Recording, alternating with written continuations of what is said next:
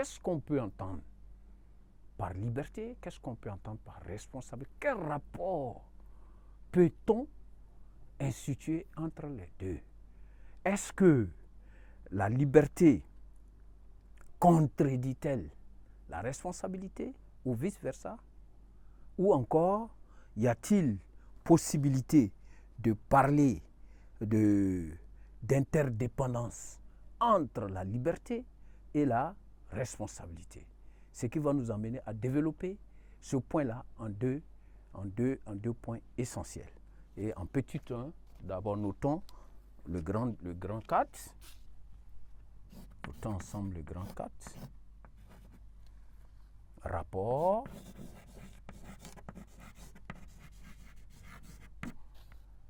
entre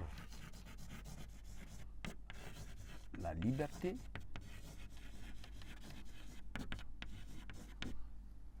et la responsabilité.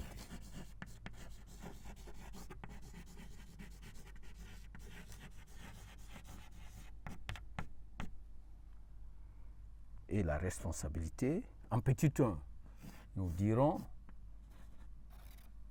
la contradiction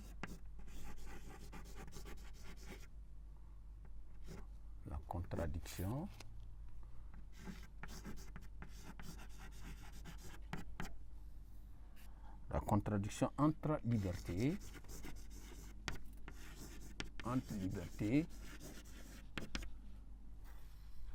et responsabilité.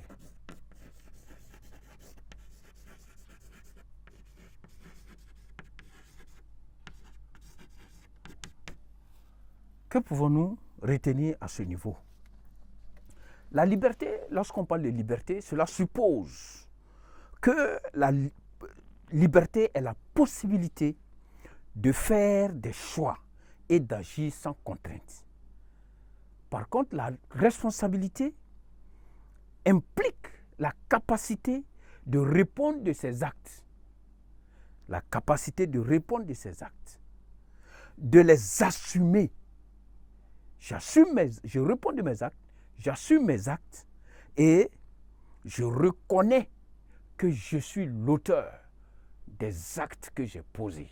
Donc il y a 3 éléments essentiels dans la responsabilité. La première, c'est de répondre de mes actes. La deuxième, c'est d'assumer mes actes. Et la troisième, c'est de reconnaître que j'en suis l'auteur. Ensuite, que pouvons-nous dire maintenant concernant le rapport entre liberté et responsabilité? Ici, on peut dire que la liberté absolue ou encore une trop grande liberté peut entraîner un manque de responsabilité. Retenons bien, une trop grande liberté, nous le répétons, peut entraîner un manque de responsabilité. Pourquoi? Pourquoi? Parce que cela peut engendrer des comportements irresponsables. Prenons un exemple tout simple. C'est l'incivisme en milieu scolaire ou encore dans la circulation. Lorsque nous circulons, l'incivisme dans la circulation peut nuire à la société, peut nuire à notre prochain, peut mettre en péril les membres de la société. Voilà. Aussi, à ce niveau, Yankelevich va nous dire que, on va le noter, Vladimir Yankelevich, Vladimir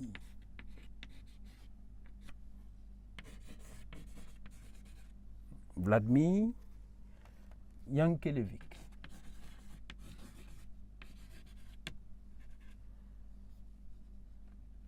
Vladimir Yankelevich, attention au nom, 1903 1985. Qu'est-ce qu'il dit à propos? Il dit qu'une liberté infinie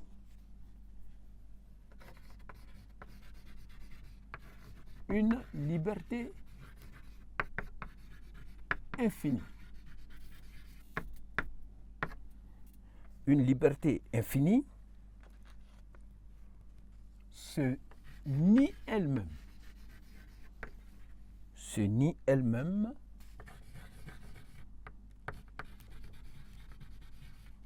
car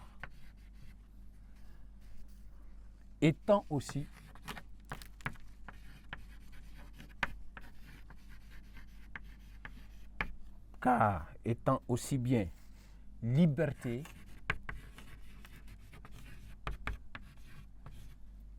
bien liberté, de se vendre